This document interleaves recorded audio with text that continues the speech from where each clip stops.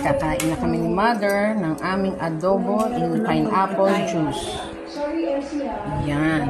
Atay. Ito balunan mo. Ito naman yung yempo. Oh, lagay ka na ng ano. Tikman mo muna. Baka sabihin mo, masarap yan. Yummy yummy yan, no? Oh, malambot na malambot pati baboy. Oh. Sakto lang yung alat. Konting toyo tsaka pineapple juice talaga ang pinaka-sauce niya. Ba't hindi ka kumuha ng liempo? Liempo, kuha ka, isa. Oy, kumain ka niyan, no? Ay, si Mama. Ito na yung complete, one big bite. May liempo, may balunan, may atay. Titikman ko na, Sarap, ang lambot.